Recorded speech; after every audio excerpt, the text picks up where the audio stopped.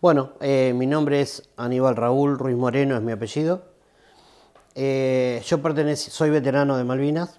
El hecho de ser veterano implica estar involucrado dentro de la ley que dice que somos veteranos por haber participado dentro del Teatro de Operaciones en acciones bélicas y dentro de las 200 millas marinas en Malvinas. Yo no era un soldado cumpliendo el servicio militar obligatorio. Yo era un personal de carrera de la Armada Argentina que recién me había recibido en mi profesión y que, digo, ¿no?, orgullosamente me tocó destino el buque de desembarco Ara Cabo San Antonio, que fue que el día 2 de abril hizo el desembarco masivo en las Islas Malvinas. Es decir, mi historia comienza con muy poco, en el sentido que el obedecer y la función en la cual yo tenía como dotación del buque, me encontré con una realidad a los 18 años, después de haberme recibido, y con todo un mundo nuevo en la vida real. Digo, ¿por qué vida real? Porque uno venía de una escuela, de la preparación, una carrera, y encontrarte el 2 de abril en Malvinas era, como dije anteriormente, una piñita en el mentón, ¿no? Porque, pucha. Esta profesión que te referías, que Yo soy mecánico naval. Yo estudié en la Armada Argentina, se llama maquinista naval, que es todo lo que contempla mecánica de barcos. En las Fuerzas Armadas, esto no es una propaganda, pero es una realidad. Las tres Fuerzas Armadas tienen escuelas de formación donde te tocó, y digo, en una escuela de formación, hoy, hace 2 meses, una chica con 23 años se recibió de piloto de avión de guerra. Y esto pasa solamente en las Fuerzas Armadas. En el hundimiento del Ara San Juan murió la primer mujer submarinista en la historia de la Argentina. Entonces, y nuestras 11 mujeres que estuvieron en Malvinas y son consideradas veteranas, da el panorama del campo que va ganando las mujeres, ¿no?, en las Fuerzas Armadas.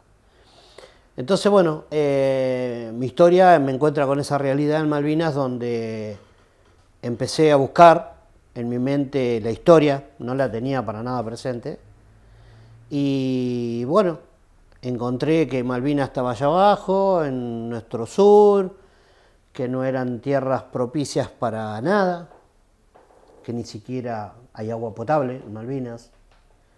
Entonces, bueno, pero yo tenía que cumplir una función y la cumplí junto con todos mis compañeros que también cada uno tenía su función. Nos contabas que tenés una hermana. ¿Cómo es tu familia? ¿Tenés una familia militar? No, no, no, no. En mi familia, en la familia materno-paterna, no tenemos ningún antecedente de familiar militar, ni siquiera policía, ni bombero, ni nada. Pero todo surge esto de ir a estudiar una profesión que no era común y que el único lugar que yo la podía estudiar era en la Armada Argentina. Obviamente, si hubiera querido ser mecánico de aviones, hubiera ido a la aeronáutica, o si hubiera querido ser artillero de ejército, hubiera ido al ejército. Las escuelas de formación de las Fuerzas Armadas son muy buenas, siempre hablando a nivel de formación, ¿no? Y siempre también termino diciendo que para un país las tres Fuerzas Armadas son muy importantes. Más allá, que después podemos entrar en el terreno de nuestra historia, que es complicada con respecto a ese tema, pero es otro tema aparte. ¿Cómo está conformada tu familia en el momento que vos vas a Voy a Malvinas? Malvinas, papá, mamá y mi hermana. Mi hermana, que tiene 10 años menor que yo, y en ese entonces mi hermana tenía 8 años, y papá y mamá. De hecho, ellos no se enteran cuando yo voy a Malvinas porque yo parto de la base naval de Puerto Belgrano el día 28 de marzo y el día 2 de abril mis viejos se encuentran con la historia de que habíamos recuperado la Malvinas y que el buque de desembarco Arauco San Antonio había sido partícipe de la Operación Rosario. Entonces ahí ellos se empiezan a preocupar un poquito, no por el hecho de que quizás me puede haber pasado algo, sino que yo ya estaba en Malvinas, sin haberme comunicado con ellos. Pero ellos se enteraron de esa forma. Y bueno, nosotros nos conocemos, ya nos vimos en el centro de Quilmes. ¿Cómo fue tu infancia ahí? Yo tuve una infancia normal, humilde, sin faltante de cosas esenciales. Y esto por ahí lo traslado a Malvinas, porque en Malvinas siempre decimos, vos tenías hambre y te acordabas de la comida que te hacía mamá y no la comías. Y vos tenías frío y te acordabas de la prenda que te habían comprado porque era lo que te podían haber comprado y no era de moda, no te gustaba y no lo usabas. Entonces te acordabas de la mascota que vos tenías en tu casa que le pegabas una patada porque te molestaba y la querías tener en ese momento ahí que te hacía falta. Entonces un montón de esas pequeñas cosas en Malvinas surgieron en la cabeza de todos y fue muy importante tener presente el vínculo familiar, tener presente tu casa, tu mamá, tu papá, el rezo, la fe. Es decir, para los católicos estuvo muy presente el tema de la fe. Entonces, desde casa, tuve una niñez normal, una niñez, yo siempre digo, ¿no? Nosotros somos de una generación que mamá te decía, anda a comprar pan y vos agarrabas la bolsa y ibas a comprar pan. Yo con los hijos que tengo de la edad de ustedes, y era, pará, ahora voy, termino el jueguito, pará, qué sé yo, bueno. Y nosotros no, nosotros éramos, como dije anteriormente, papá decía, bueno, quería jugar a la pelota, barré el patio. Bueno, listo, barré el patio que quería jugar a la pelota. Y después en la Marina, listo, yo tenía que estudiar, porque no podés en la Marina, en una escuela de formación o en cualquier escuela de formación de las Fuerzas Armadas, vos estudiás mañana, tarde y noche. Hasta las 9 de la noche durante todos los días vos estudiás y hasta el sábado al mediodía. Entonces no tenés tiempo para nada, solamente para estudiar. Y si no estudiás, a tu casa. Si no estudiás, te lleva materia y si te lleva materia no tenés vacaciones. Si no estudiás y tenés la nota baja, no puedes salir de Franco, te tenés que quedar a estudiar el fin de semana. Eso dependía de cada uno, ¿no? Claro. Entonces yo quería ir todos los fines de semana a mi casa. Y muchas de las cosas que estudié, la estudié mal, la historia la estudié mal, porque no era lo mío era lo técnico, entonces la historia la estudié mal. Y por eso también que después de grande me inclino un poco al tema de la historia para poder tratar de transmitir, en este caso Malvinas, toda la historia desde 1400 y pico, haciendo toda una línea de tiempo donde veamos bien la historia, desde lo que yo puedo transmitir, ¿no? Claro. Y bueno, nos contabas que previo a Malvinas estabas estudiando la carrera técnica. Vos, ¿cómo te pensabas? La guerra irrumpe en un momento de tu vida y te cambió los papeles. Sí. ¿Qué proyecto tenías vos antes de eso? En aquel entonces no era muy distinto quizás a este momento de ustedes, que hoy ustedes quizás la mira la tienen en terminar una carrera. En lo que es formación y estudio, yo tuve oportunidad de terminar mi formación y después te queda el lapso el transcurso de los años donde vas ascendiendo y vas trabajando menos, pero tenés más responsabilidades. hasta que llegas a un grado superior y en aquel entonces vos trabajabas una cantidad determinada de años y te podías retirar con el grado mayor y con una edad temprana. A los 48 años ya podías estar retirado con el grado mayor de la carrera y jubilándote, por decirlo de una manera. Entonces, eso era lo que uno tenía en la cabeza. Listo. Terminar la carrera y después hacer una vida normal. Lo que sí tienen las Fuerzas Armadas es que nunca se van a llenar de plata, porque son sueldos completamente normales para abajo. ¿Qué sabías de Malvinas antes de la guerra? Nada, Nada. nada. Nada que no sea una efeméride del 2 de abril, una currícula donde Malvinas a nivel provincial es muy chiquitito lo que hay en una efeméride. Entonces, eso lo aprendí y lo aprendí de esa manera. Una efeméride más y nada más. No tenía muy presente lo que era la historia de Malvinas. La aprendí después de grande, ¿no?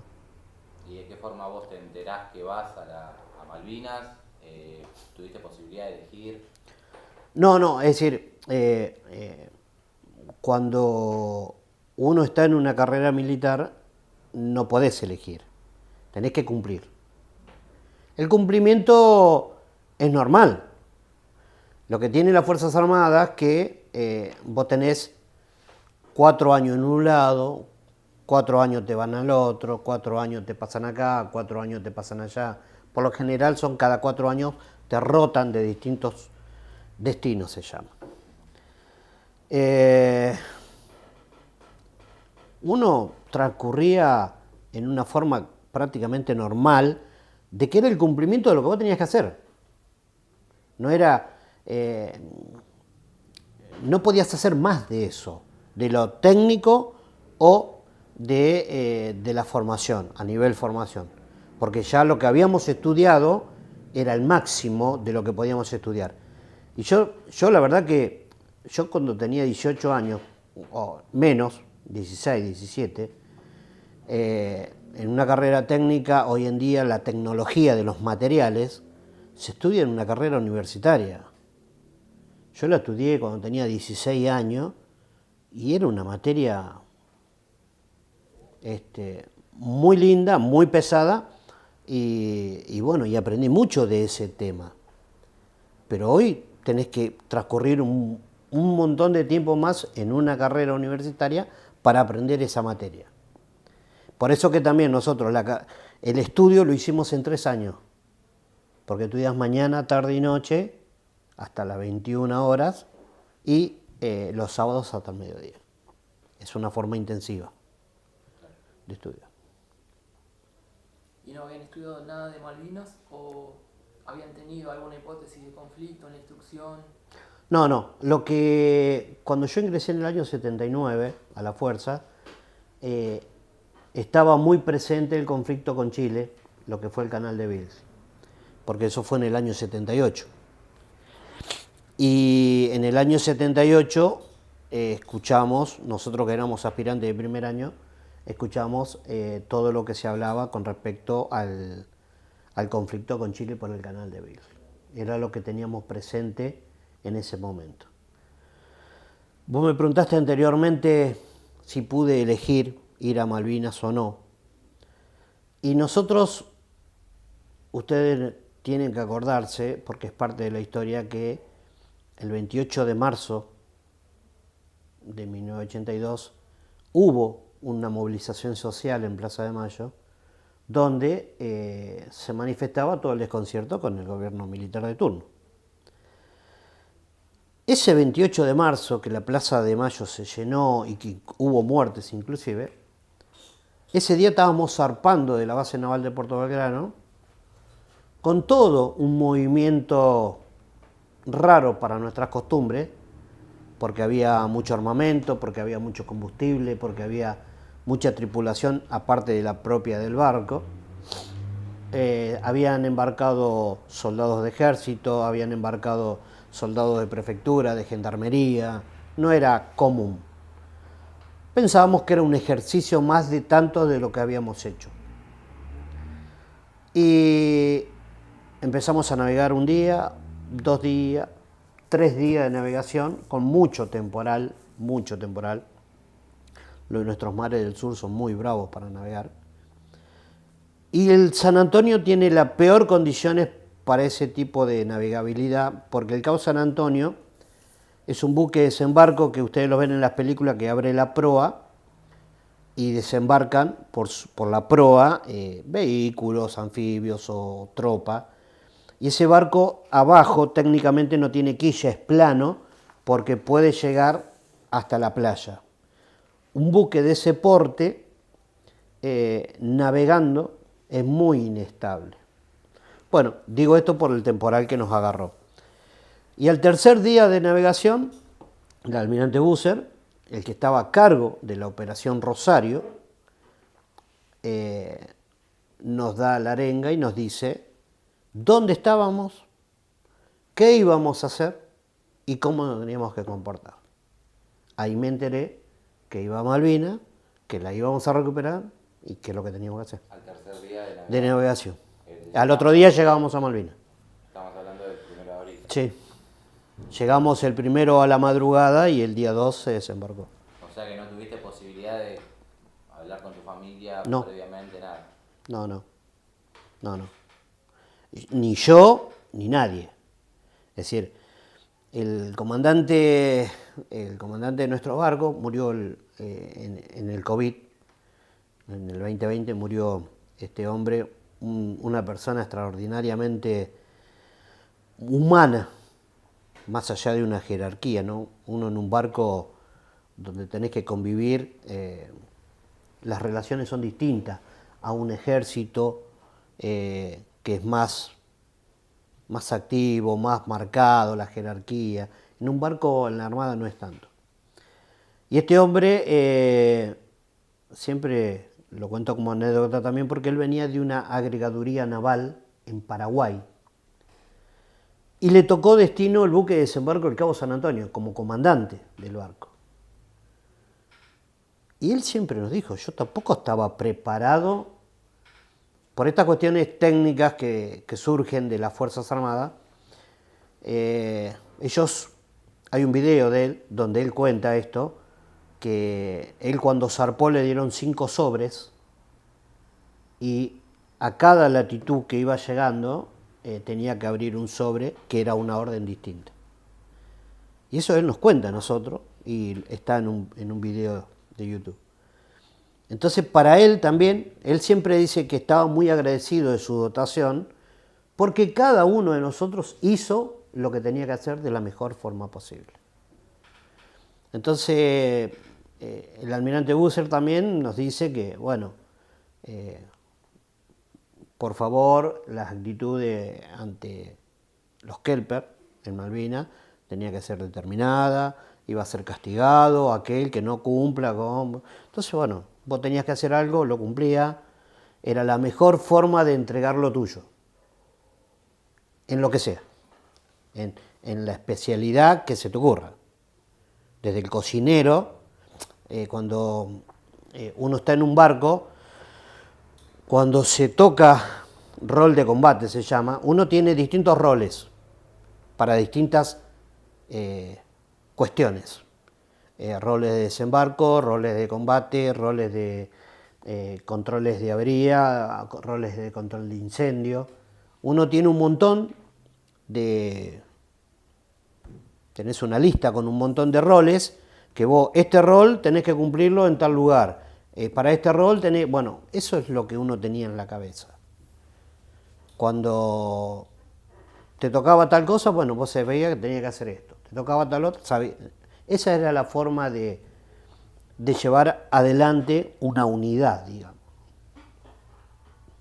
Entonces, todo esto surge de nadie estaba preparado, nadie sabíamos cosas tácticas o técnicas tampoco fuimos a una guerra. Nosotros nos encontramos, y esto sí que funcionó, como les decía anteriormente, la inteligencia. En Malvinas se sabía que había 35 militares que eran los que estaban a cargo de la isla. Pero justo estaba la renovación de esos 35 militares y había 70 en total. El hecho de haberlos tomado por sorpresa fue que todo sea un éxito, ¿no? Y la muerte del capitán Giachino el día 2 de abril se puede decir que fue un error táctico o técnico, ¿no? Que por eso muere. Al momento de la arenga que vos decís que se da en la embarcación, Sí. ¿cómo lo asimilaste? ¿Qué sentiste? Nada en especial. Nada en especial, sino que la orden, el cumplimiento. Y nada más. Es decir, nos cruzamos en los pasillos, che, mirá, ¿viste? Malvinas. Alguno que sabía un poquito más te decía un dato más. Pero no era, viste, un tema de preocupación o de, estábamos en el medio del mar también. No era, che, pará que me bajo y me voy. Listo. No pasaba por nuestras cabezas. Yo siempre digo ustedes, o la generación de ustedes, o las otras nuevas, nacieron con el no en la boca. Nosotros no teníamos el no en la boca. Un día me dice un chico, ¿y por qué no dijiste que no y te quedaste? Y no era una cuestión de decir que no y no voy. De hecho, en el cumplimiento de la ley del servicio militar obligatorio, hubo muchos casos que preguntaron y muchos casos que levantaron la mano y no fueron. Y no tuvieron represalia. Hicieron el cumplimiento del servicio militar obligatorio y después se fueron. Hubo muchos casos, discúlpame, el último, hubo muchos casos de soldados en el cumplimiento del servicio militar obligatorio que ya habían cumplido con el servicio, se habían ido de baja y se presentaron en forma voluntaria y fueron a Malvinas a combatir después de haber sido dado de baja, en forma voluntaria. Yo digo que muchas veces se mezcla la palabra servicio militar obligatorio. Obligatorio no quiere decir que todos fueron obligados a ir a Malvinas. Creo que ahí es donde hay un poquito de confusión. En el cumplimiento del servicio militar obligatorio, que era una ley, la mayoría de los soldados fueron en ese cumplimiento. Pero no fueron obligados. La mayoría fueron en forma voluntaria. Por ahí se mezcla con, el servicio militar obligatorio y me mandaron a Malvinas. Algunos sí te van a decir eso. Algunos sí te van a decir eso. Y la mayoría te va a decir que fueron en forma voluntaria. ¿Cómo fue tu relación con los superiores, con tus camaradas? ¿Tuviste a cargo conscriptos? Sí. Lo que pasa es que en las Fuerzas Armadas, vuelvo a reiterar, son muy distintas en cuanto a lo profesional. En un barco uno tiene subalternos, pero los subalternos también trabajan con uno. Es decir, es un colegio, un trabajo, un taller, llámalo como quieras, donde tenés tu ayudante, donde estás vos, donde tenés un superior, pero todos trabajamos, todos tenemos una función. El que está a cargo de la sala de máquina de la propulsión del barco, lógicamente va a estar sentado acá y dirigiendo o siendo responsable. Pero después trabajamos el resto.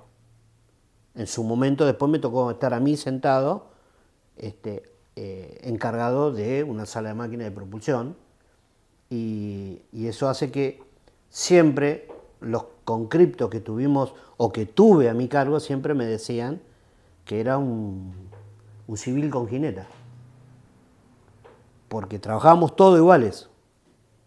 Entonces el hecho de no aplicar una jerarquía no era lo más inmediato, ¿no? Pero eso te estoy hablando de la Marina, lo que me tocó a mí. La Fuerza Aérea sé que también es así, son muy profesionales, son ayudantes, son ayudante del mecánico, ayudante del electricista de avión, ayudante de esto, ayudante del otro, pero más abocado a lo técnico. Después está el grupo que hace guardia, el grupo que está armado, el grupo que son los menos. Pero siempre me quedó presente eso de mis subalternos que me catalogaban como un civil con jineta, digamos, ¿no? Porque el trato era trabajar todos. ¿Y con tus superiores lo mismo? Lo mismo, sí, tuve buenos superiores. No tuve ningún... Al contrario, yo estuve en el buque de desembarco Cabo San Antonio, tuve 5 años viviendo, porque yo vivía en el barco. Vos tenés la característica de poder vivir en el barco porque tenés todas las comodidades. Estaba en un hotel. El barco tiene lavandería, tiene peluquería, tiene cocinero, tiene el camarero, el mozo, es decir, entonces yo viví 5 años en el barco. ¿Eso qué pasaba también? A mí me permitía no gastar ninguna moneda, porque yo lo que cobraba no lo gastaba. Y me lo gastaba después para venir a Buenos Aires. Cuando no navegaba, me venía a Buenos Aires a la casa de mis viejos, a ver a mis amigos. Entonces me venía el viernes, sábado, y el domingo ya pegaba la vuelta, para el lunes estar en el puesto de trabajo. ¿Tuviste relación con algunos miembros de otras fuerzas? Sí, la tuvimos. El hecho de Malvinas, como le decía anteriormente, cuando fue la recuperación y tuvimos libertad de acción en Puerto Argentino,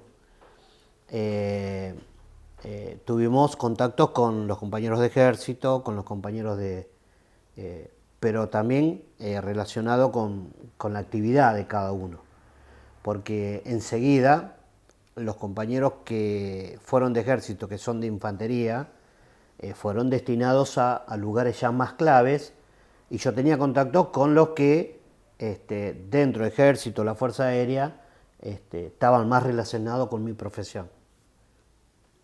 Con eso sí tuve un poco, no mucho contacto tampoco, ¿eh? Recién nos contabas algo de las tareas en el barco. ¿Recordás tu rol que fue cuando desembarcaste en las islas? Sí, como les contaba anteriormente, por la particularidad del San Antonio, que llega hasta la playa y se apoya sobre la arena, hay una cuestión técnica que es una sala de bombas, se llama, donde se trasvasa líquido, agua, desde la parte de la popa, la parte de atrás, hacia la parte de la proa, donde empieza a hacer cabecera el barco para que haga peso y no se mueva. Eso es un sala de bomba. Yo en mi rol de combate también ocupaba mi puesto ahí en la sala de bomba, haciendo maniobras porque esto es todo, se sincroniza todo. Es decir, el buque también tiene un ancla en la parte de popa que se tira 300 metros antes, es un malacate, pero inmenso, para que después cuando el buque tenga que, con la marea alta, porque esto también, se hace el varado con la marea baja, con la marea alta, rectifico. Después baja la marea, el buque se asienta, hay que hacerle peso. Después cuando la marea sube de vuelta, se saca toda esa agua para que el barco nuevamente flote de vuelta y se tira con el malacate de atrás. Bueno, cuestiones técnicas, ¿no? Eso es lo que uno tenía en la cabeza. Y en el trabajo, los horarios de trabajo en navegación son 4 horas de guardia en tu función, 8 de descanso. 4 de guardia, 8 de descanso, permanentemente. Entonces, bueno, esa era tu vida. En las 8 horas de descanso vos hacías lo que vos querías. Pero en tus 4 horas de guardia te tocaba tu guardia técnica en donde sea. El de comunicación, el radarista, el enfermero, los cocineros, todos tenían una función y cumplían 4 horas de guardia. Después 8 horas de descanso. Después nuevamente cumplir tu función. ¿En qué combates participaste? En ningún combate. Yo estuve en Puerto Argentino, todo el conflicto, Y básicamente mi función también fue todo lo que es parte de generadores, combustible, bombas de trasvase de combustibles, porque había que llevar tambores de 200 litros a distintos lugares de la isla, porque los vehículos o donde se necesitaba combustible, bueno. Y en Puerto Argentino hay un lugar específico que era inicialmente de YPF, entonces ahí había una usina también. Las plantas, en Malvinas no hay agua potable, entonces había plantas potabilizadoras. Y como el barco tiene plantas potabilizadoras, entonces nos mandaban a nosotros que teníamos capacidad para saber cómo manejarse esas plantas. Así que mi función en Malvinas no fue bélica, sino técnica, digamos, ¿no? Como los muchachos de comunicación, como los que proveían municiones a los artilleros. Era una función más de servicio, si se puede llamar, ¿no? No una cuestión bélica de estar peleando contra el enemigo, ¿no? Y ahí en tu sector, que nos comentabas que estuviste, en alguna oportunidad sentiste peligro por tu vida. El día 2 de abril, el día de la recuperación, cuando desembarcaron los soldados en forma masiva y los vehículos anfibios que desembarcaron, el buque de desembarco del San Antonio tiene una particularidad, que también tiene un helipuerto, tiene una cubierta principal donde podían aterrizar y despegar aviones. Ese helipuerto estaba lleno de tambores de JP1, que es el combustible para aviones, y cuando nosotros escuchamos la escaramuza que hubo con respecto a la resistencia que pusieron ellos en la casa del gobernador, que es ahí donde muere Chachino, nosotros escuchábamos, estaban peleando en el puente Porredón y nosotros estábamos acá. Y el riesgo y el peligro nuestro era que alguna munición se escapara y pegara en un tacho de combustible. Volábamos todo. Es decir, ese era el riesgo para mí inminente en ese lugar. Que tengan en cuenta que había un barco con combustible, con municiones, que si ellos querían por ahí una cuestión bélica mandaban. Claro, tu preocupación iba por otro lado, distinta al que combatió cuerpo a cuerpo. Sí.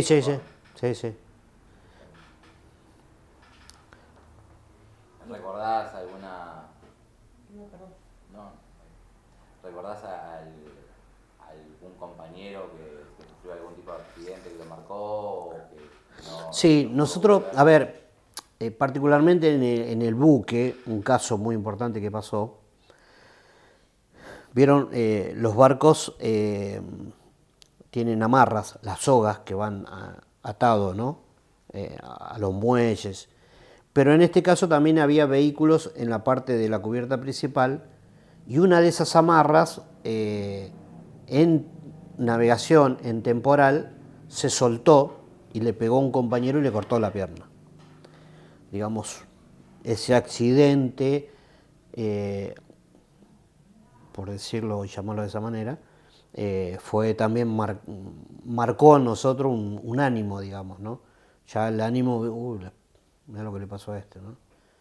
Pero por esta cuestión de que en temporal, en navegación, yo siempre lo relaciono mucho cuando veo ¿vieron los barcos estos que van a pescar a los mares del norte, que andan pescando, y esos movimientos que tienen? Bueno, era muy, muy característico, muy parecido, porque corren muchos riesgos. Nosotros no tanto, porque nosotros al contrario, los maquinistas estamos en el fondo, abajo de todo el barco, pero los que trabajan en cubierta tienen mucho riesgo con respecto a ese tema, y hay que estar trabajando en forma permanente.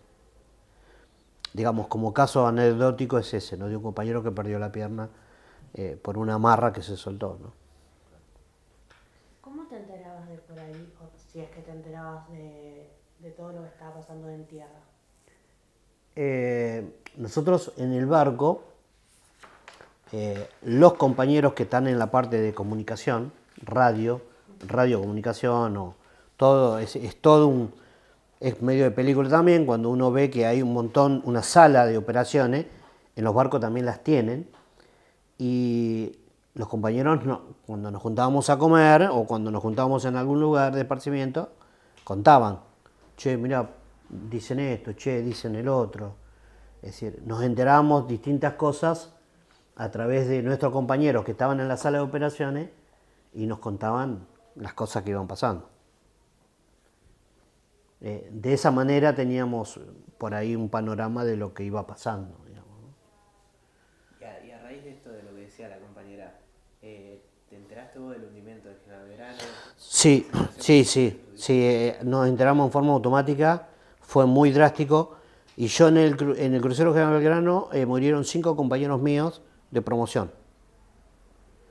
Cuando nosotros nos recibimos, te hacen formar en la escuela, en la plaza de armas, y te llaman por nombre y apellido y te dicen, vos vas a tal lugar, vos vas a tal lugar, vos vas a tal lugar, tal destino, digamos, ¿no? Y la mayoría de mi promoción en ese año fueron al crucero General Belgrano. Y de esos compañeros que fueron, 5 murieron en el hundimiento del crucero. Y nos fuimos, y yo me enteré, estando en el San Antonio, porque iban apareciendo las listas de los sobrevivientes. Entonces estábamos pendientes de nuestros compañeros que estaban en las salas de operaciones, que iban recibiendo el listado de los sobrevivientes. Y bueno, iban pasando y faltaba de mis compañeros, ¿no? No apareció no apareció este. Bueno, 5 compañeros murieron en el hundimiento del crucero. Y muchos compañeros sobrevivieron. ¿Te pudiste reencontrar con los que sobrevivieron? En particular, la promoción mía hace 25 años, que todos los años, es más, ahora el fin de semana largo que viene, nos reunimos en un punto del país, porque siempre nosotros somos compañeros de todo el país, salteño, jujeño, misionero, y todos los años nos reunimos. Así que hace 21 años que nos juntamos y todos los años tenemos esta oportunidad de recordar cuando éramos chicos, porque cuando entramos a la escuela teníamos 15, 16 años todos, y hoy nos encuentra con 40 años de amistad, digamos, ¿no? Y de estar juntos, de recordar, de siempre hablar lo mismo, porque también hablamos siempre lo mismo. Pero sí, nos reencontramos y gracias a Dios, también con lo que va pasando la naturaleza de la vida, hay compañeros que van quedando por cuestiones naturales, digamos, enfermedades, y esto hace que bueno, y ahora el fin de semana que viene nos encontramos en Santa Fe, pero siempre todos los años nos encontramos. Anteriormente nos comentabas, nos diste un panorama de la Operación Rosario y de las distintas preparaciones que tenían los combatientes que iban de distintos puntos del país. Sí. ¿Qué nos puedes contar? Siempre, o mejor dicho, yo pensé, cuando volví de Malvinas, pensé que era mi historia, o era la historia de la unidad nuestra, o era la historia de la dotación del barco que fuimos. Pero nos empezamos a encontrar con 15.000 historias distintas.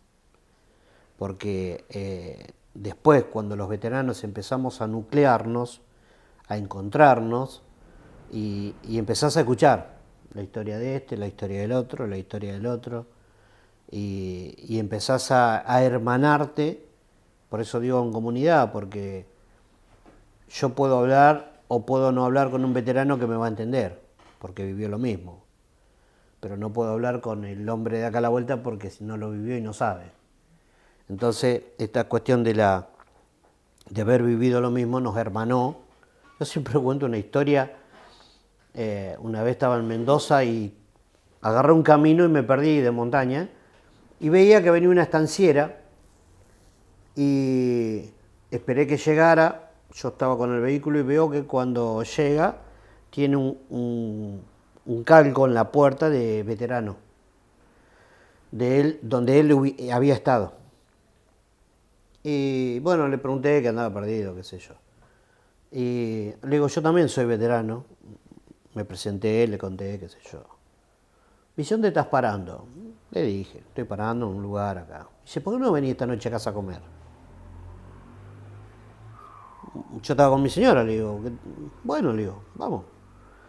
Y él me recibió esa noche en la casa como que si fuera, nos conocíamos toda la vida. Y esto pasa entre los veteranos en todo el país. Una vez me fui de vacaciones en Neuquén y le digo a un amigo, che, le digo, ¿tenía algún conocido veterano en Neuquén? Sí, me dice, andá a la casa de fulano que te va a orientar, que te va a guiar. Fui y me dice, sí, hace un rato me llamó el Tano, qué sé yo, vení, pasá, qué sé yo. Bueno, se crea una hermandad, pero por el hecho de haber vivido o ser veterano, ¿no? Yo no viví lo mismo que vivió un soldado en primera línea combatiendo cara a cara con el enemigo. Pero tuve Malvinas y soy veterano. ¿Pasaste hambre allá? Que No, habías comentado no. el tema de que no traían la leña, que allá no hay leña. Claro, sí, esos detalles de color de la falta de previsión de los superiores es muy crítico entre nosotros. Porque vos no podés llevar alimento a un lugar y no pensar con qué lo vas a cocinar. Y después tenés que gastar energías negativas o desaprovechando el vuelo de 4 o 5 Hércules para llevar leñas a Malvinas. Porque esos vuelos los podías haber aprovechado para otra cosa. Cuando llevaste las 300 cocinas de campaña, que no pensaste que tenías que llevar leña a Malvinas. Entonces son estas cosas que uno dice, ¿quién fue el que pensó esto?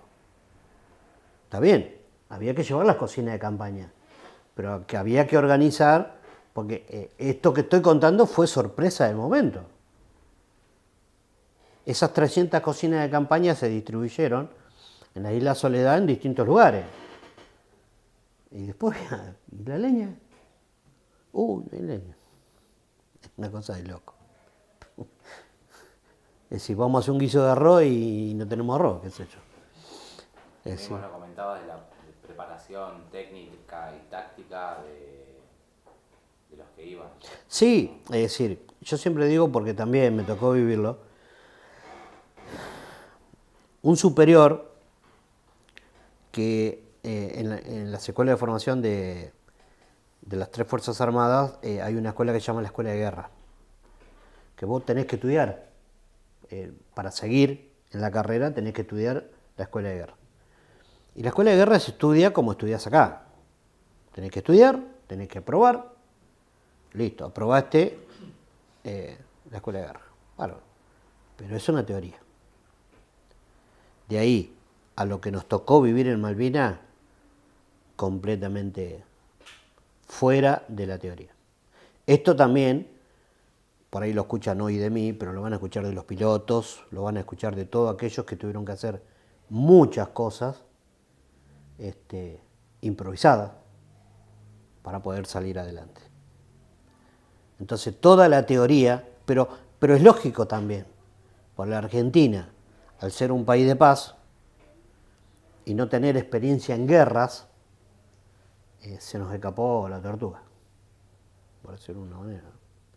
Entonces, yo siempre pido, por favor, a todos ustedes que se están formando en lo que quieran ser, tienen que ser los mejores.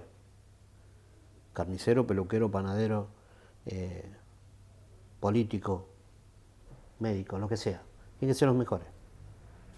Pues no pueden ser mediocres, no pueden ser más o menos, apruebo y ya está, listo, el cartoncito ya lo tengo. No, hay que ponerle un poquito más. Y eso creo que nos va a permitir un montón de cosas. Yo ya, 60 años, me queda una etapa linda quizás, porque si Dios quiere me jubilo en lo laboral. Me queda la última etapa para poder vivir un poco la vida y no tan cumpliendo, digamos, porque hoy en día tengo una relación laboral que tengo que ir a laburar. Entonces, a ustedes les va a quedar un desafío importante de Malvinas y del país, ¿no? Digo de Malvinas porque para mí es la política de Estado que tendría que estar presente en todo partido político, pero no desde una idea o desde una fecha. Este año explotó los 40 años con respecto a Malvinas, pero los años anteriores no, y el año que viene no sé. Así que yo ya te digo, creo que el tema de Malvinas es la causa para nosotros muy importante, sumada a todas las otras. Esta actitud tuya de justamente decir, bueno, tienen que ser los mejores, tienen que pelearlo, ¿lo tuviste toda tu vida y No. te ayudó esto a la guerra o algo? No, yo lo que aprendí con esto que estoy diciendo es que nosotros tenemos un techo, los veteranos, y ya estamos ahí de nuestro techo, más no podemos hacer. Nosotros tenemos nuestras organizaciones, tenemos nuestras llegadas, pero mucho más no podemos hacer. Y estando inmerso en nuestra porquería de lo que fue la guerra, también aprendimos que tenemos que delegar nuestras esperanzas. ¿Y en quién? En usted. Por eso la intención es hablar con los distintos niveles de formación que están pasando, para que se concientice y sepan ustedes que tienen que volver a lograrlo, volver a recuperar las Islas Malvinas. Mañana, yo siempre digo lo mismo también, ¿no? Son cosas vulgares mías. No reclamamos las Malvinas, las perdemos. No estamos perdiendo la Isla Soledad y Gran Malvinas. Estamos perdiendo mucho territorio marítimo, muchas riquezas naturales. Y mañana se le ocurre poner una banderita en Ushuaia a estos muchachos. Y no peleamos, no la reclamamos mal. Entonces todo eso hace que nosotros fuéramos viendo a ver qué es lo que podíamos hacer. Y como no había políticas de Estado con respecto a esto, ¿qué hicimos los veteranos de Quilmes? Hicimos un proyecto que se llama Malvinas, la historia viva en las escuelas. Lo presentamos en Dirección General de Cultura y Educación de la Provincia de Buenos Aires. Lo aceptó y nos permitió que nosotros hagamos lo que hacemos. Malvinizar en los distintos niveles educativos, con un convenio con educación. No somos veteranos que hacemos lo que nos parece, sino que estamos avalados por Dirección General de Cultura y Educación, que nos permite hacer esta tarea. Llegar a este punto tuvieron que igualmente pasar por muchas cosas. ¿O? Sí. Porque al principio las instituciones, los colegios, no eran muy simpatizantes de que vaya un veterano a hablar. Porque también había veteranos que eran Rambo. Entonces invitaban a un veterano para una fecha y el veterano se empezaba a tirar tiro y se le acababan las balas, se ponía el cuchillo en la boca y seguía el loco. Y tuvimos que combatir esas cosas también porque no son buenas para transmitirle a un chico de 6º grado. Ponele. Entonces hubo que elaborar todo un sistema para ser acorde a la situación. Y no. Por eso digo, en una universidad podemos hablar de política, podemos hablar de geopolítica, podemos hablar de lo que se le ocurra. Que también estamos preparados para eso. Pero bueno, vamos. Tuvieron que preparar para transmitirlo a los más chicos. Tal cual. Nosotros, yo por lo menos me formé en el Centro Geográfico Argentino, el Centro Antártico Argentino, en la UNCI hice cursos de soberanía, en educación, para ir a hablar con los más chiquitos tuvimos que capacitarnos 6 meses para ver cómo desde lo pedagógico poder llegar. Entonces, bueno, hay una preparación también de parte nuestra, cómo poder que sea productivo y eficaz nuestras palabras. Ahora me gustaría retomar lo que hablabas antes de la desmalvinización, Sí. pero antes quisiera que me cuentes que nos cuentes a todos sobre cuándo te enterás y de qué forma del cese de fuego en las islas. El cese de fuego nos enteramos porque, digamos, desde lo técnico recibimos las órdenes que teníamos que zarpar, salir de Puerto Argentina. Y en el marco de que nosotros pensábamos que íbamos a buscar algo al continente y volvíamos, porque también como es un buque de transporte, teníamos capacidad de llevar contenedores, de llevar vehículos, bueno. Y no, nos enteramos que se había producido el pacto del cese del fuego y retiro de tropas. Entonces ya el ejército también con los aviones, los Hércules C-130, empezaban a retirar los grupos de soldados. Los buques hospitales del Irizar y el Bahía Paraíso también empezaban a retirar a los heridos y de esa manera nos enteramos que, bueno, ya estaba, se había terminado la guerra. O sea, que vuelven al continente inmediatamente que... Sí, sí, automáticamente. ¿Y Y cuando te enteraste que fue lo primero que se te cruzó por la mente? Por ahí?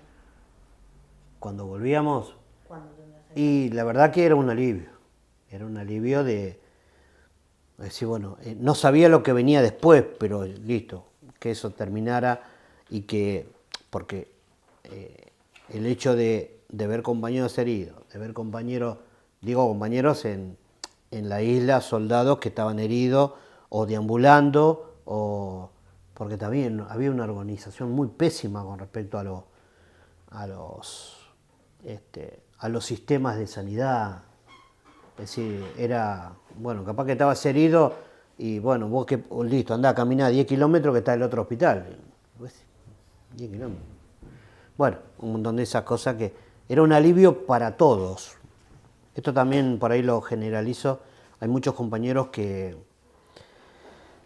estaban muy, muy, muy aliviados. O que pase lo peor o que pase lo que pasó, es decir, el cese del fuego. Porque ya era insostenible para nuestra mentalidad seguir soportando lo que se estaba soportando. Más que nada los muchachos que estaban en el frente de batalla.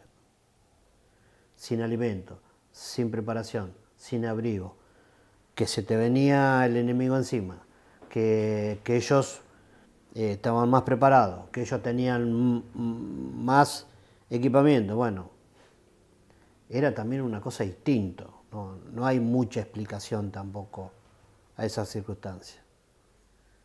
Pero esto dicho por los compañeros que sí, querían que esto terminara o de la peor manera o de la mejor manera, pero que terminara. Cuando vos regresás al continente, llegás a la base y después cómo es tu vuelta a la casa. Yo tardé mucho tiempo porque muchas cosas, muchos pertrechos se habían trasladado desde distintos puntos del país hacia Puerto Deseado, que era un lugar base, digamos, para desde ahí cargar las cosas y llevarlas al Malvinas. Muchas de esas cosas las trajimos nuevamente a la base naval de Puerto Belgrano y siempre cuento que, por ejemplo, toda la munición que nosotros habíamos llevado para llevar a Malvinas y las que habíamos llevado nosotros eran municiones que estaban vencidas. Esas municiones vencidas del año 40, 45, después se hizo varias navegaciones mar adentro y se descartó todo ese tipo de municiones.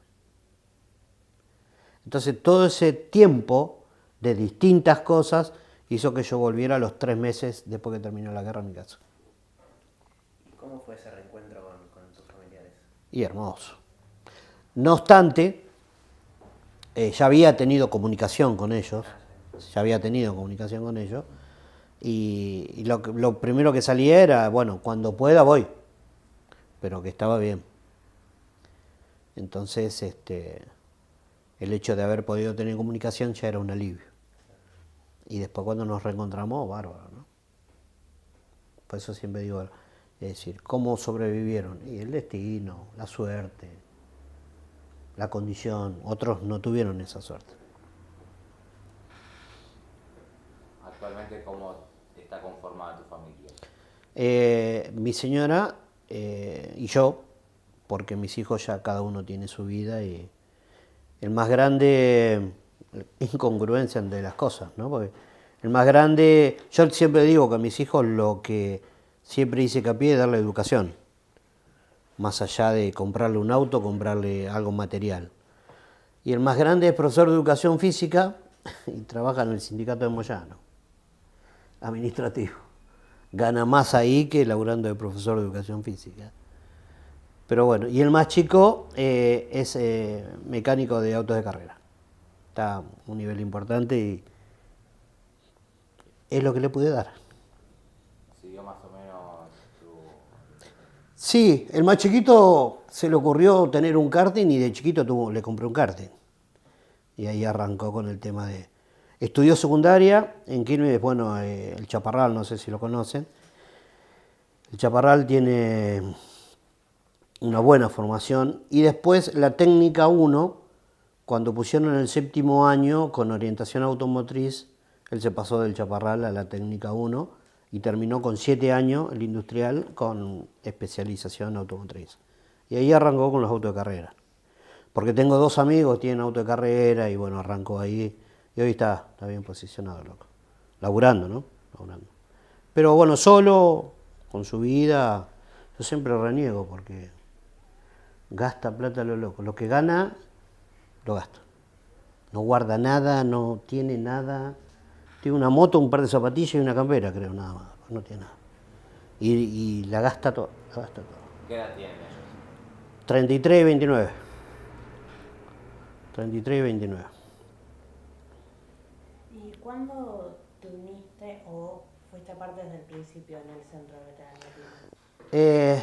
Sí, yo milité, porque bueno, aprendí por ahí la palabra militante, ¿no? Aprendí porque los veteranos en Quilmes somos empadronados, somos 323. Pero que hoy tenemos participación activa del centro veterano, somos 90 más o menos. Pero en ese entonces se empezó a correr la bolilla, che, aquel es veterano y se juntan en tal lugar. Empezó en una mesa de bar. Y nos fuimos enterando, hasta que éramos varios y dijimos, bueno, hay que hacer algo.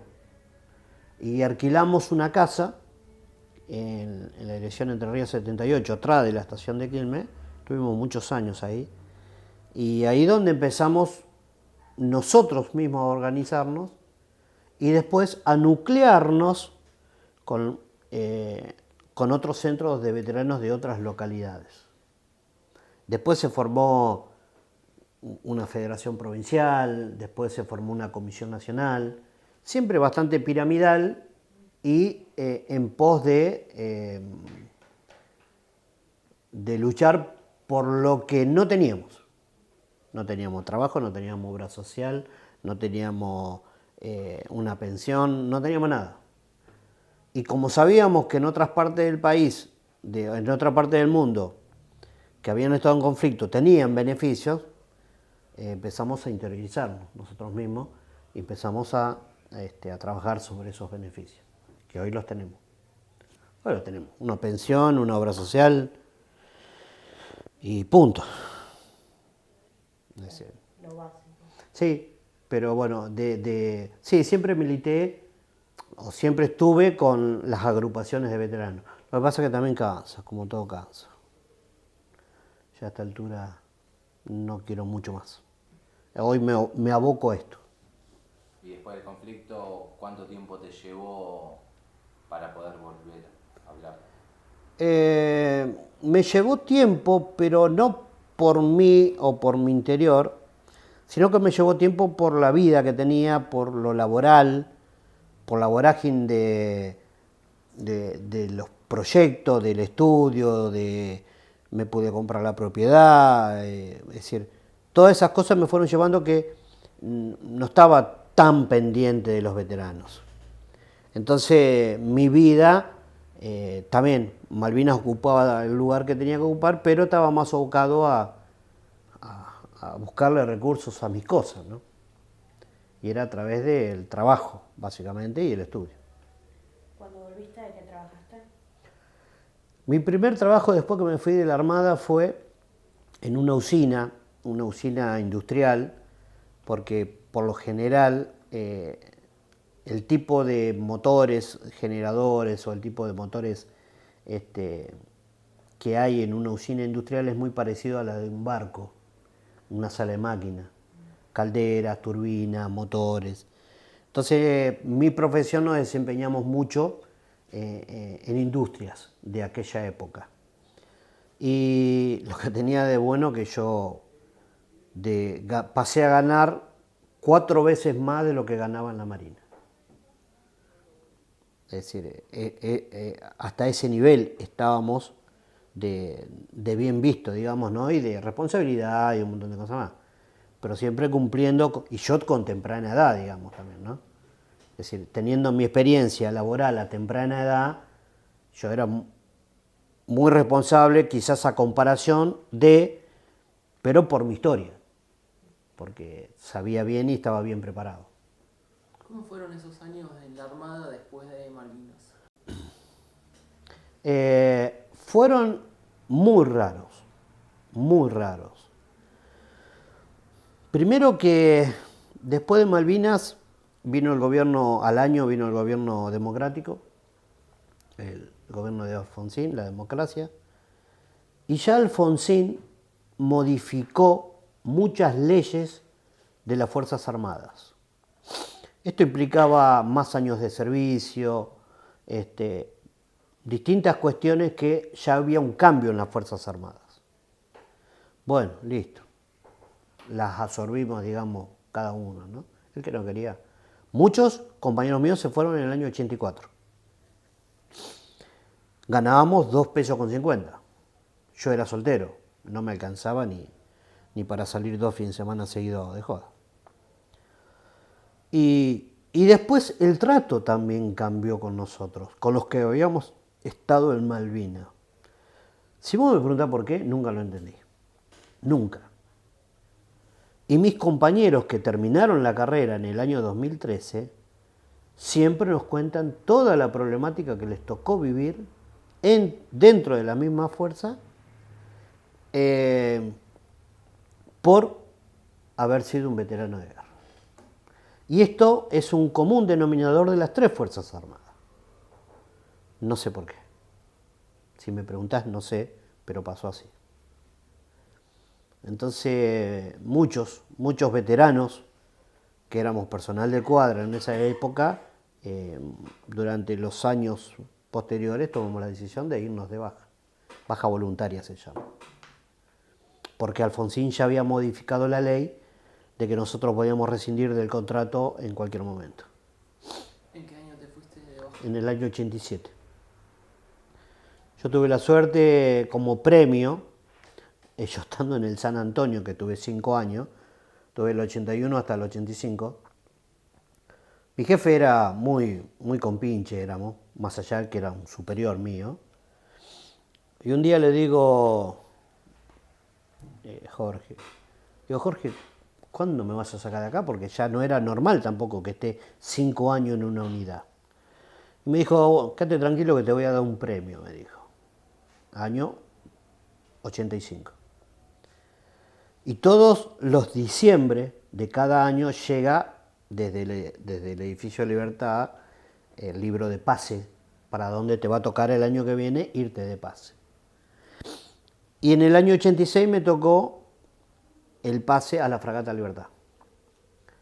Así que en el año 86 hice el viaje en la Fragata Libertad, que fue el centenario de la Estatua de la Libertad. Y fue un premio haber durante 8 meses recorrido 23 países, ver distintas culturas, fue un premio. Y en el año 87 me fui de baja.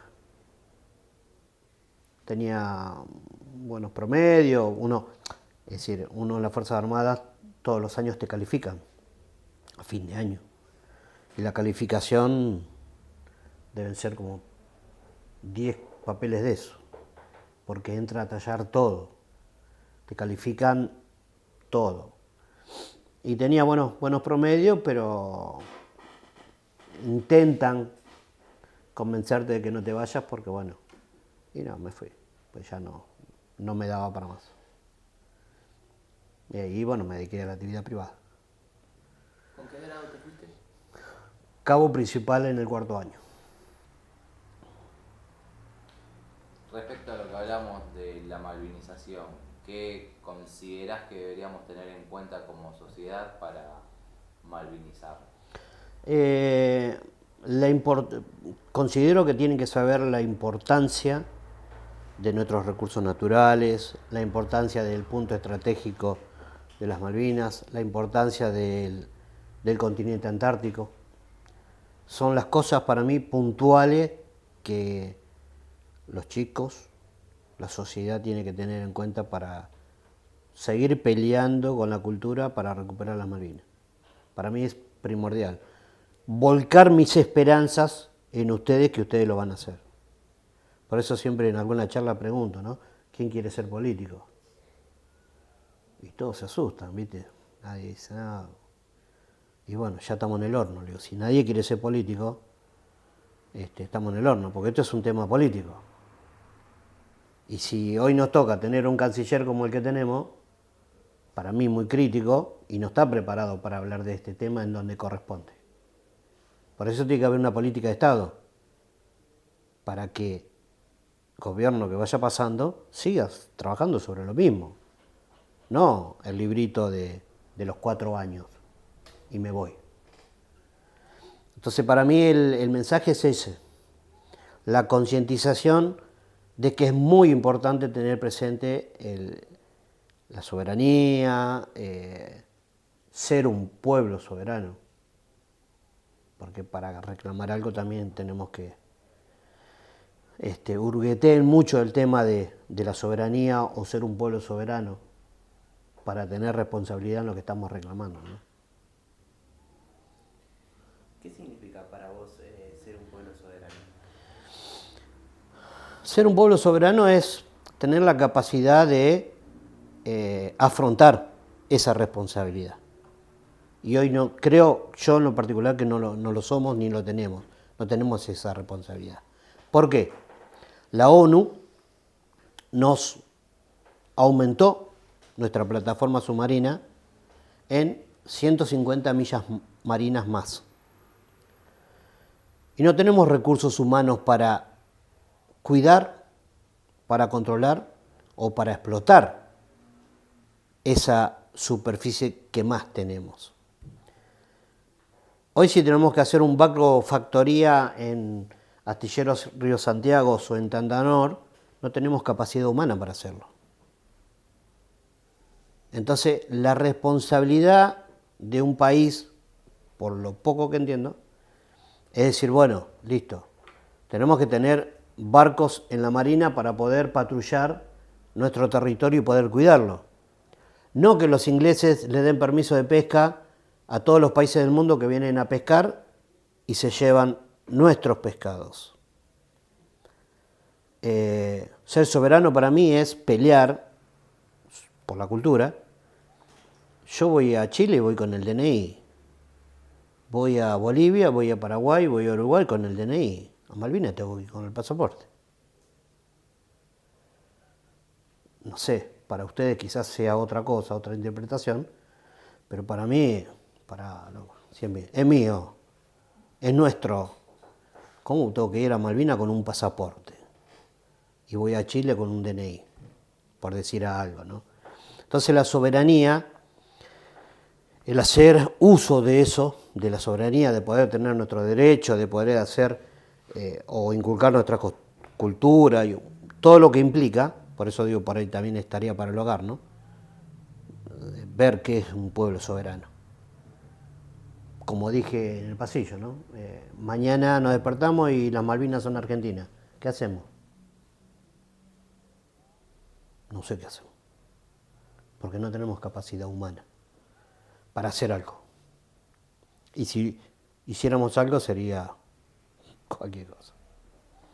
Por eso el mensaje es, prepárense, porque no les va a tocar quizás a ustedes, pero sí el tener una mejor sociedad, el tener un mejor país, tener una mejor política, el tener una mejor...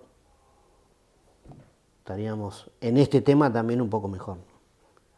Y no desde 1833, como les dije hoy, y hace 40 años que estamos peleando que nos devuelvan las Malvinas y no tenemos ningún resultado. Entonces quiere decir que no estamos haciendo bien las cosas. Tratemos de ser un poquito mejor. ¿Pudiste volver a las islas? No, yo no. Es muy particular, es un tema que... no. Hice 6 años de terapia, de un plan de salud mental, y medio que, digamos, te dicen o te recomiendan que para cerrar ese ciclo tendría que volver a Malvinas. Ese ciclo psicológico, digamos, donde uno tiene presente toda esa historia y la trae hace 40 años, digamos, sería bueno quizás hacer un viaje a Malvinas. Pero no me... No, por ahora no. Por ahora no. No digo que en algún momento vaya, pero no es algo que lo tenga presente. Tenía una pregunta respecto del cementerio de Darwin. ¿Qué significa para vos?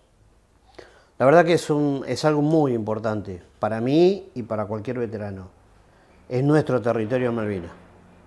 Es nuestro territorio en Malvinas.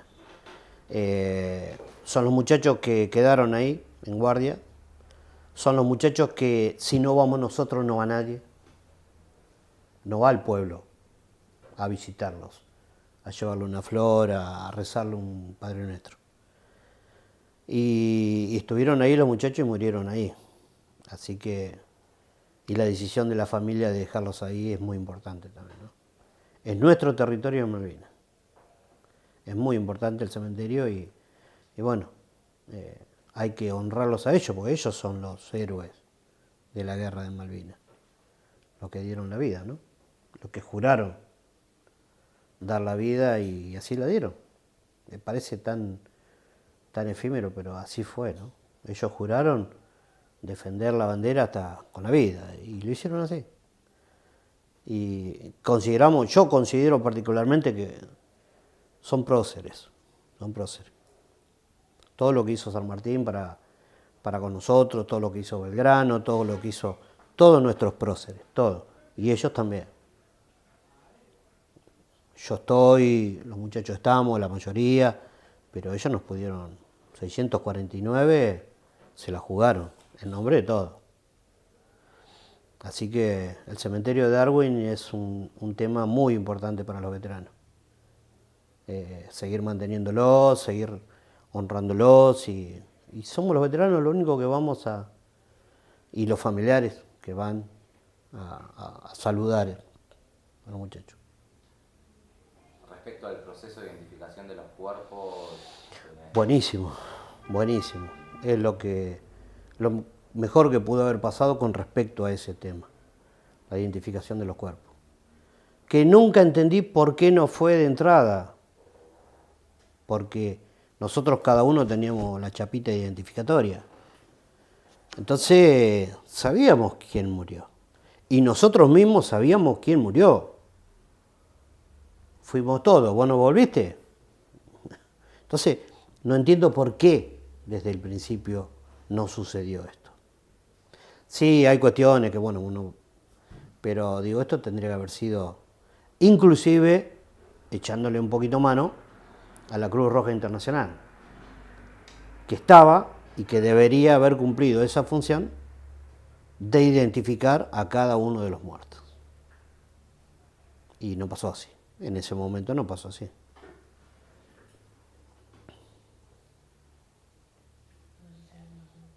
Y sintetizando un poco, ¿qué significa para vos Malvinas?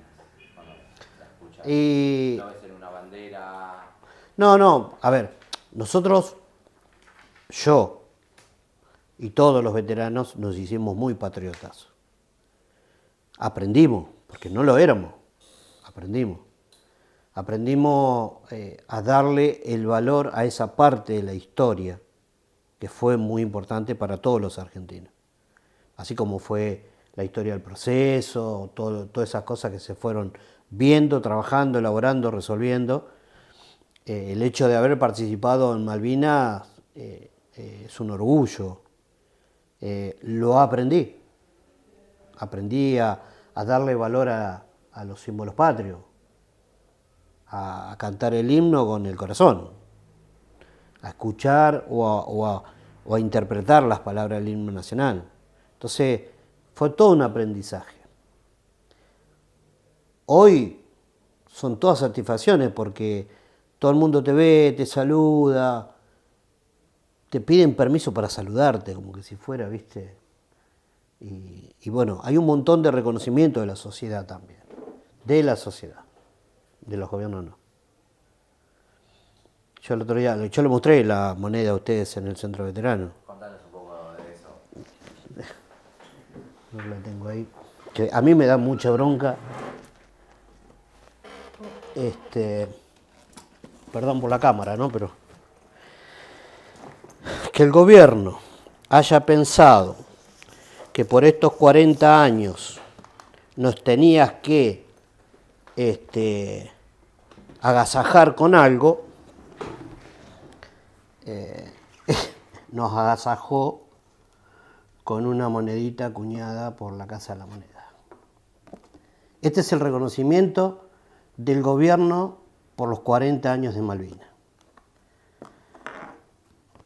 La verdad que, bueno, yo, listo, nada, se la muestro, la ven, qué sé yo. Pero un familiar de un caído, ¿cómo le llegás? ¿O le das este reconocimiento porque dio su hijo, su hermano, Es decir, el gobierno piensa en esto. Esta es la forma de reconocer a un veterano por los 40 años. Una monedita acuñada por la Casa de la Moneda. Quizás esté equivocado, ¿no? Pero me parece una risa. Y más, no a mí, a los familiares de los caídos. Los llamás, haces una ceremonia y le das esta monedita en reconocimiento de los 40 años. Perdón. Medio flojo me parece. No, por eso digo, esto es una cuestión de gobierno, ¿no? A nivel reconocimiento social estuvo siempre. Se magnifica un poco más con el tiempo, pero siempre el reconocimiento social siempre estuvo. El pueblo, ¿no? Pero a nivel gobierno siempre cualquiera fue un desastre en este tema, ¿no? No hablo de otro tema. Creo que es uno de los puntos que nos une a todos los argentinos. Bueno. Yo te iba a preguntar, ¿sentís que hay reconocimiento en la sociedad por ahí, por acciones que llevaron ustedes, o porque la sociedad realmente está viendo las cosas como deberían? No, es decir, bueno, sí. La primera parte es porque nosotros hemos trabajado mucho, la sociedad nos reconoce y nos devuelve todo lo que uno hace por la causa de Malvinas, por decirlo de una manera, hoy. Te reconoce por haber estado, te reconoce por el trayecto de estos 40 años de poder seguir adelante. No, el pueblo, la sociedad es muy agradecido hacia nosotros, ¿no? Hacia cualquier veterano. Y permanentemente, con todos los gobiernos de turno en estos 40 años, siempre me he tenido problemas. Y esto me parece una burla muy grande, muy grande. No por mí, porque ya te digo, yo lo cuento, la vivo y la recibí el otro día en Coso, ¿cómo es? Acá en Cava. Y una ceremonia, todo un tema, ¿viste? Y ni siquiera tiene mi nombre y mi apellido, qué sé yo, por decir algo, ¿viste? Ni personal. Esto es al tuntún. Entonces no me parece que el gobierno, bueno, ya los gobiernos, y cada vez que somos menos los veteranos, porque hay una estadística oficial que cada 2 días muere un veterano en cualquier punto del país. Esa estadística oficial está dada por la salud, donde todas las cuestiones clínicas que se desarrollaron después de la guerra son todas consecuencias del estrés postraumático, agudizado por no haber tenido un tratamiento adecuado en tiempo y forma. Nosotros tuvimos el primer tratamiento de salud mental después de los 15 años. Entonces nada, ya estaba todo enquistado en nuestro interior, toda la problemática. Hoy, cada 2 días muere un veterano. Así que para el gobierno cada vez somos menos, nada más, un número. Por eso, lo que no hacemos nosotros, no podemos estar esperando que el gobierno lo haga porque no lo va a hacer. ¿Y a dónde apuntamos de vuelta? Volvemos al mismo tema, a ustedes. Pero no por una cuestión propagandista, sino que la conciencia de este tema junto con todos los temas de nuestro país son muy importantes. Pero por favor, no lo dejen de lado. ¿Y sentís que nuestra generación está haciendo algo? Sí. Sí, porque no tenían ustedes o las otras generaciones anteriores, no tenían la oportunidad que están teniendo hoy con el tema de malvinizar, con el tema de concientizar. Antes, Malvinas, ustedes mismos lo saben, desde su primaria, desde su secundaria, Malvinas era muy pobre en cuanto a información. Y todos nuestros trabajos y todos nuestros proyectos tuvieron todos repercusión. Porque también son cosas creíbles. Una vez me dijo Martiniano Molina, ustedes todavía son creíbles. Mirá vos, ¿no? Por decir, ustedes todavía son creíbles, ¿viste? Y como para nosotros no hay bandera política en esto, pero sí sabemos que es muy importante que haya un político que se dedique a este tema. ¿Hay algo que te gustaría agregar que no...? No, siempre somos muy agradecidos de tener estas oportunidades, de poder malvinizar, como decimos nosotros, de poder hablar del tema de Malvinas, las ganas que uno tiene de hacerlo, porque estaría en mi casa mirando Netflix, qué sé yo. Vivo en Ruta 2, kilómetro 45. Entonces, bueno, nada, siempre agradecidos de poder estar haciendo esto. Y elegimos. Tengo compañeros que eligen otras cosas. Algunos elegimos esto. No todos hacen esto, no todos quieren hacerlo, no todos se prepararon para hacerlo. Quilmes es un centro de veteranos que hemos trabajado mucho y seguimos trabajando mucho por todos los temas en general. Un equipo que tengo es Malvinizando, otro equipo en salud, otro equipo en deportes, otro equipo en administración, es decir, trabajamos en conjunto permanentemente, donde aprendimos también el tema de la resiliencia, ¿no? Y le pusimos mucha pila a eso, inconscientemente, muchas veces. Pusimos mucha pila al tema de poder revertir un montón de cosas malas. Por eso hay mucho orgullo detrás de todo ese trabajo, porque se ve. Y el reconocimiento de la gente es porque nos ve trabajando, nos ve. Yo, por ejemplo, pertenezco al Consejo Escolar de Quilmes, la presidenta es una señora grande, y yo laboralmente soy dependiente del Consejo Escolar de Quilmes, pero no voy nunca, digamos, una cuestión formal no voy, porque todos los días arranco a la mañana con una actividad distinta. Por una cuestión de horario no voy al consejo, sino que salgo desde el Centro Veterano de Guerra de Quilmes. Pero esta señora me la cruzo 3 veces en el día porque o nos cruzamos acá o nos cruzamos allá o vamos, es decir, siempre nos estamos cruzando y no hace falta justificar nada que no esté a la vista, digamos, ¿no? No es que uso esto tampoco para, esto la paso bien. No, por eso digo, hoy arranqué a las 8 de la mañana y y acá estoy todavía, ¿no? Pero bien, no, tampoco es un trabajo, es una tarea que uno elige.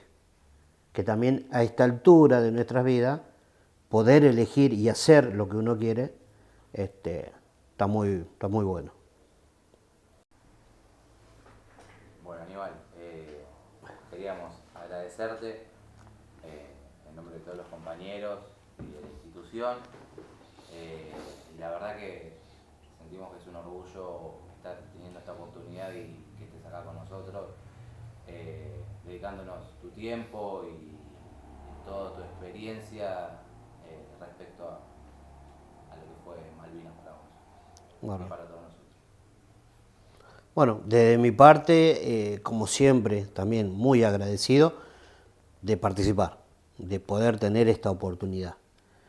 Porque si no hubiera sido a través de su contacto o a través de quien genera también estas cosas, uno no lo haría. Nosotros estamos para participar de los lugares que nos invitan. Y estamos muy agradecidos de poder estar haciéndolo. Si no se hubiera generado este espacio, no tendríamos la oportunidad de que ustedes se lleven algo más hoy a su casa. Entonces también somos muy agradecidos y estamos para esto. Hoy lo que podemos hacer los veteranos es esto, malvinizar desde nuestro lugar. Por eso también darles gracias, que se interioricen, que trabajen, que la tengan presente a Malvinas como cuestión, como causa. La importancia creo que es muy grande, que hay que tener, igual que otras.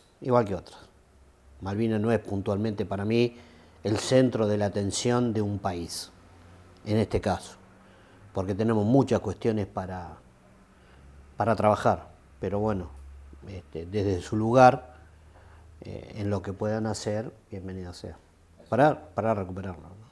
Es una más de las importantes que tenemos como Sí. y es Sí. una de las que nos une.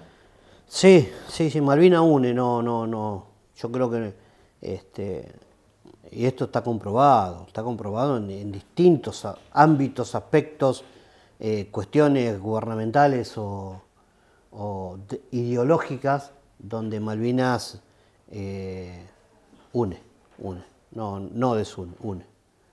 Entonces, en cualquier ámbito, Malvinas es un buen tema y se puede desarrollar y se puede hablar con poquito o con mucho, pero es un tema que nadie va a estar en contra.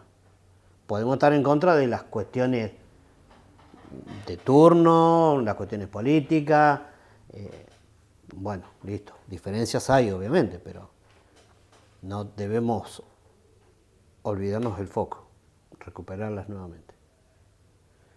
Así que desde ya, muchas gracias. Gracias a vos. Gracias a vos.